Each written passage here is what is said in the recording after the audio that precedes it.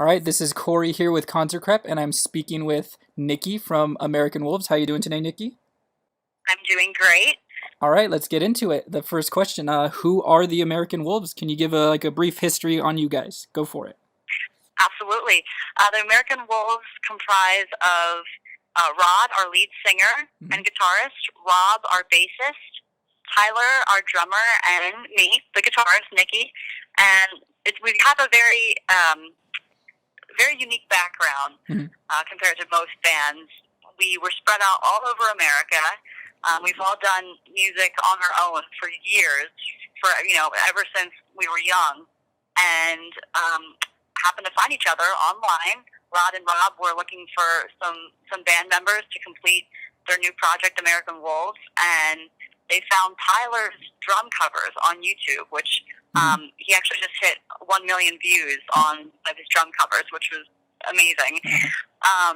So he was very well known in the drum cover YouTube video area, and they found him through that. And then by chance saw a picture of me from a mutual friend on Facebook, and I was holding an electric guitar in the picture, Uh-huh.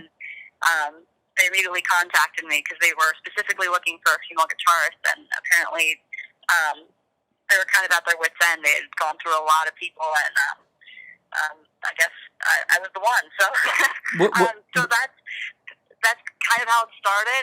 Rod and Rob are based out of were based out of Rhode Island at the time. Tyler is originally from Arizona, and I am based out of Philadelphia. The band is now based out of Philadelphia, but for the first half of, or the second half of 2015, Uh-huh. we were all over the place, and just trying to make it work as a long distance band, which is kind of a very crazy concept.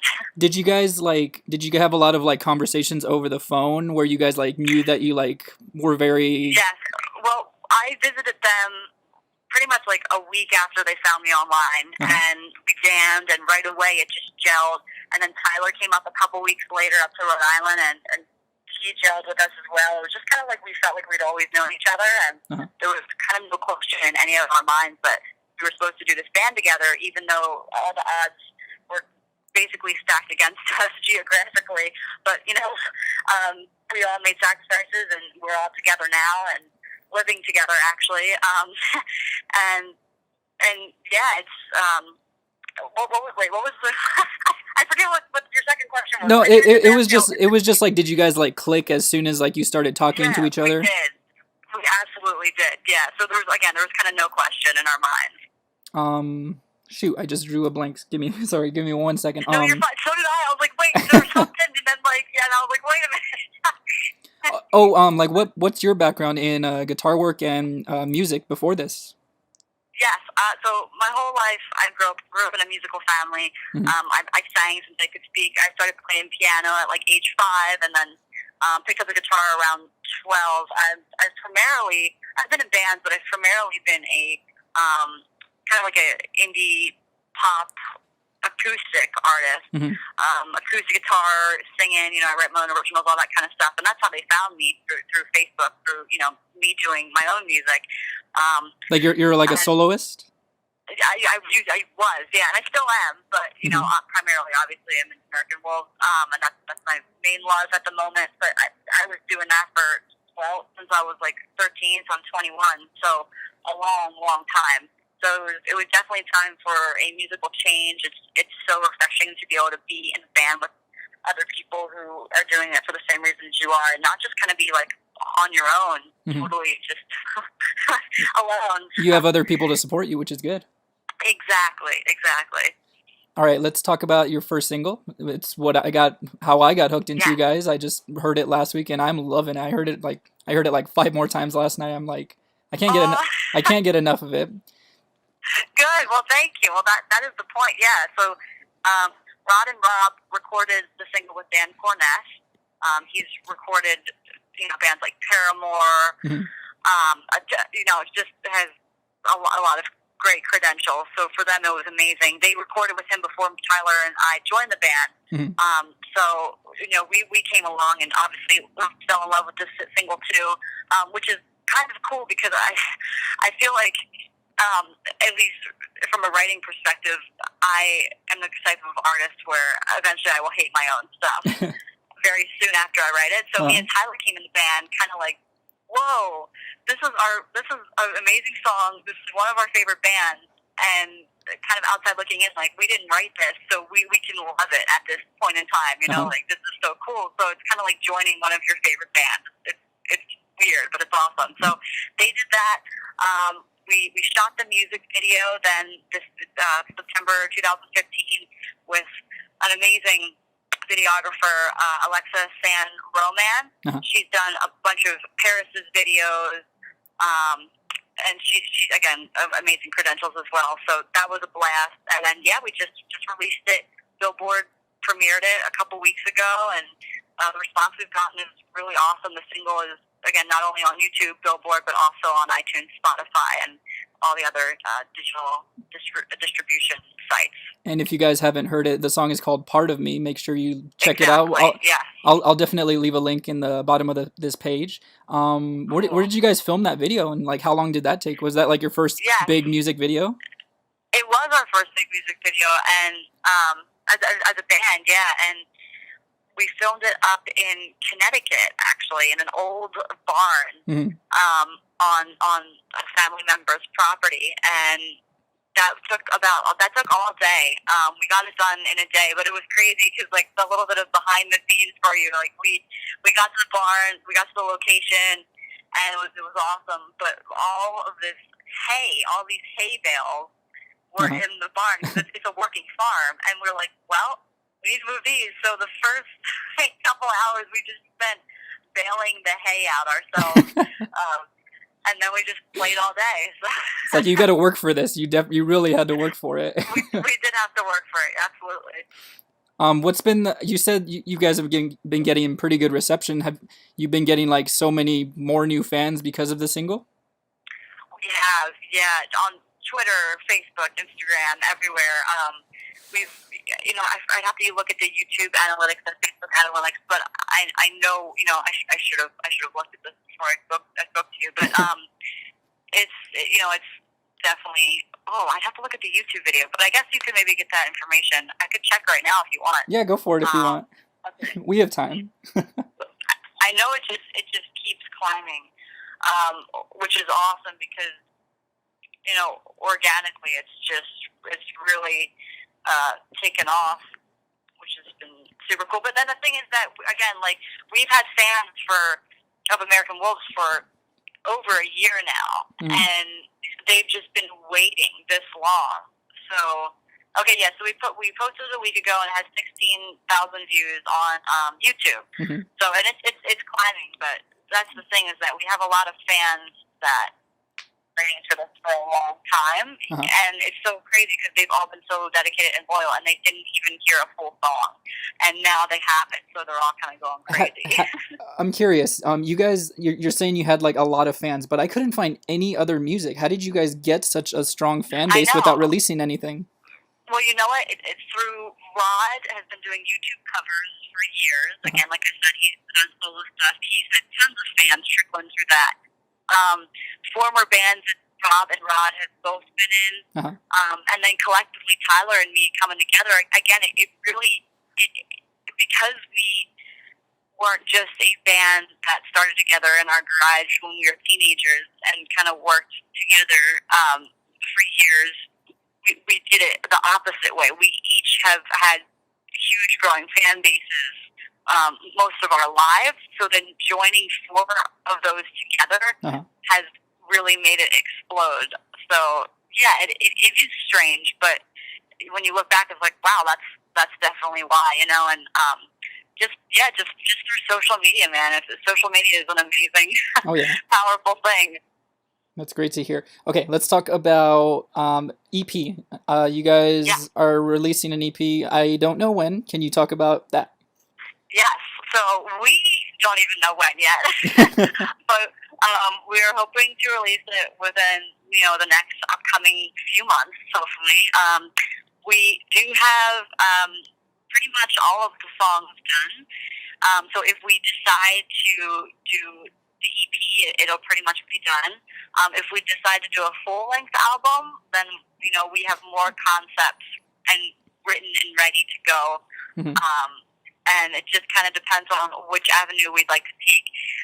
But yeah, we're kind of excited ourselves to figure out the next step. Everything is kind of there waiting. It's just whether we want to do an EP or a full length. And again, hopefully it will be in the next few months. Are you part of the songwriting? Yes, we are now. Now that we're all together. Now that yes, and it's Tyler and me especially, and it's and obviously Rob and Rod, because they've always been together doing this. But now all four of us are, which is really cool. What can fans and everybody expect from the EP? You can expect the same sounds and elements that you hear in Part of Me. All of the songs on this EP, or the songs at least that have been recorded, are pretty much based mainly from Rod's personal experiences in life and just overcoming darkness, rising above the darkness, whatever that is. And Part of Me definitely carries that theme, so that will be carried onto the other songs as well. Mm-hmm. Some actually will be a little heavier. Some will be a little more poppy, alternative rock. All of those genres in one. Some have a little bit of like that hard hip hop beat.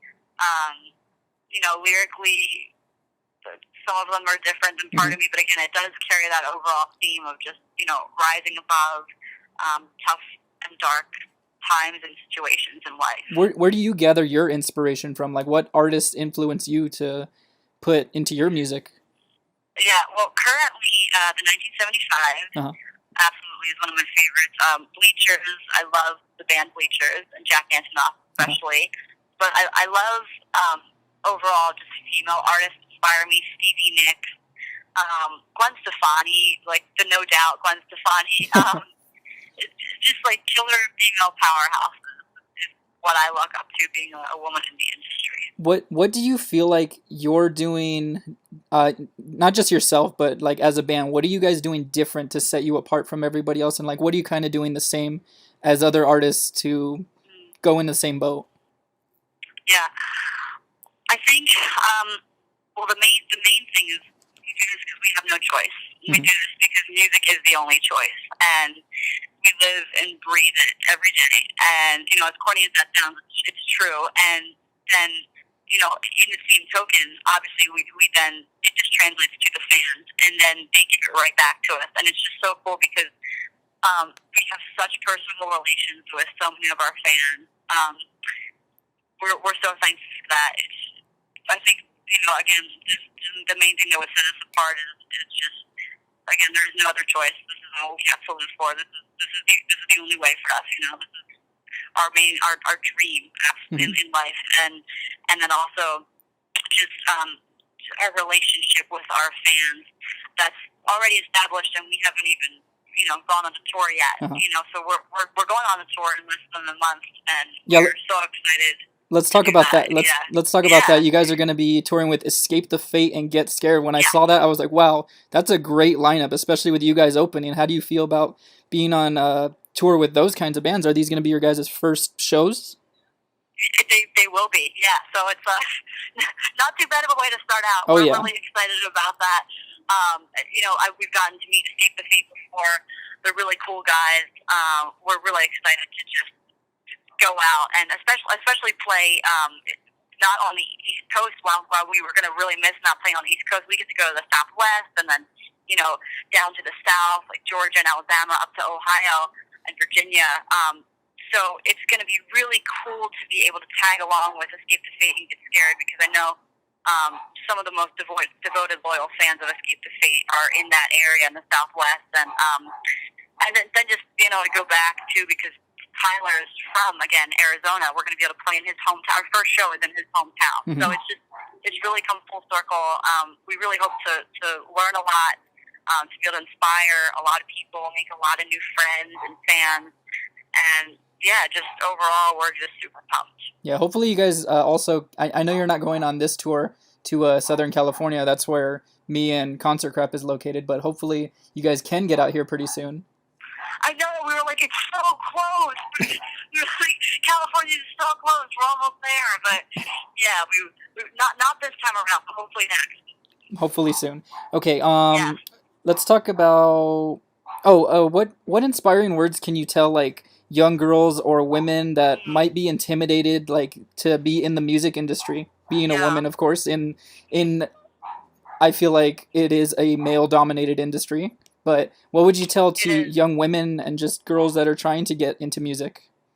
Yeah, I really never realized the power behind having a female on stage or just having a female to look up to, really until I joined this band, because thankfully, like, I've just been surrounded with so many amazing male people in the industry, like my bandmates, like our manager, and I've just thankfully never had a bad experience, and I just have to step back and think so many women have. Like, you see all this stuff that's happening in the media now with, like, Kesha, of course, I'm going to bring that up, and just, people like that, women like that in the industry, and it's just really, it does hit me hard. Like, it's so important that, I, however I can make my voice heard, that no matter what, like, being a female, you're so powerful being a female, because you can do so much to inspire other young girls who want to take this path but might be too scared to, or other people who are in really bad situations, that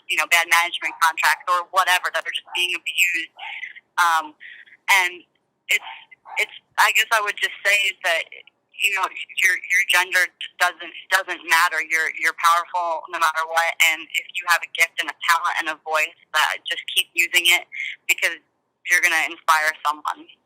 Have you guys gotten have you personally yourself gotten like female fans like to comment on your things and just? Yeah, that's it's been overwhelming, and again, I really didn't realize it until the band, like how kind of almost the weight of it and the responsibility. Like, wow, mainly it's been a lot of other girls reaching out to me, whether they're YouTube artists or just they play at open mics or whatever, and they say no one else has no one else believes in me, no one else has really believed in my music or what I do until you guys, until American Wolves, or and that's why we do what we do.